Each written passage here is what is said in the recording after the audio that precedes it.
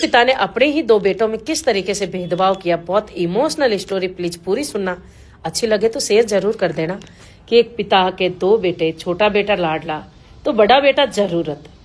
छोटा बेटा जब रोता ना तो उसे गोद में उठा लिया जाता, पर बड़ा बेटा रोता ना तो चुप्पी साध ली जाती।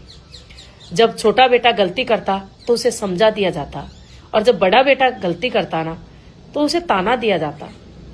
छोटे बेटे के हाथ में कॉपी किताब थमा दी और बड़े बेटे के हाथ में हल थमा दिया, क्योंकि परिवार के लिए रोटी कमानी थी।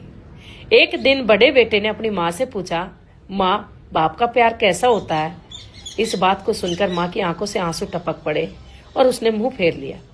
समय बीतता गया, बड़ा बेटा खेतों में काम करता गया और छोटा बेटा पढ़ लिख कर बड़ा अफसर बन गया और वो शहर में जाकर बस गया। एक दिन पिताजी बीमार हो गए तो छोटे बेटे को फोन किया तो उसने कहा कि मुझे अभी समय नहीं है। जब बड़े बेटे से कहा तो बड़े बेटे ने कहा, पिताजी मैं हूं ना, सब काम छोड़कर तुम्हारी सेवा करूंगा। वो सब कुछ त्याग दिया और अपने पिता की सेवा में लग गया। एक दिन पिताजी की सांसें अटक रही थी तो पिताजी ने बड़े बेटे का हाथ अपने हाथ में लेकर कांपती हुई आवाज में बोला, बेटा, मैंने तुझे कभी अपना बेटा नहीं माना। तभी बेटे की आंख से आंसू टपक पड़े और कहा, कोई बात नहीं पिताजी, मेरे लिए आप मेरी आंखों के सामने ही हो, वो ही मेरे लिए बहुत बड़ी बात है। और पिताजी चल बसे। तभी 13वीं पर वसीयत पड़ी गई। तब सब कुछ छोटे बेटे के नाम, जमीन, मकान, सब कुछ छोटे बेटे के नाम निकला। और वसीयत पड़ी जा रही थी ना, तब भी बड़ा बेटा चुपचाप एक कोने में खड़ा था। उसकी आंखों में कोई सवाल नहीं, बस चुपचाप खड़ा था। शाम को घर से निकल गया और सड़क किनारे जाकर एक छप्पर बांधकर रहने लगा और वहीं पर मजदूरी करने लगा। कुछ सालों बाद छोटा भाई वहां से गुजर रहा था तो उसने उसको काम करते हुए देखा तो कहा, भैया। तभी उसने सिर ऊंचा किया और कहा, जिस घर में बाप के होते हुए बेटा अनाथ हो वहां रहने का फायदा ही क्या। तो मैं कहना चाहती हूं कि एक पिता अपने एक बेटे का भला करने के लिए दूसरे बेटे को बर्बाद कर देता है, पर वही बेटा काम आता है जिस बेटे को वो बर्बाद करने में तुला हुआ है। अगर स्टोरी अच्छी लगी हो तो शेयर जरूर कर देना। पत्नी की बहुत ही हार्ट टचिंग स्टोरी, प्लीज पूरी सुनना, अच्छी लगे शेयर जरूर करना।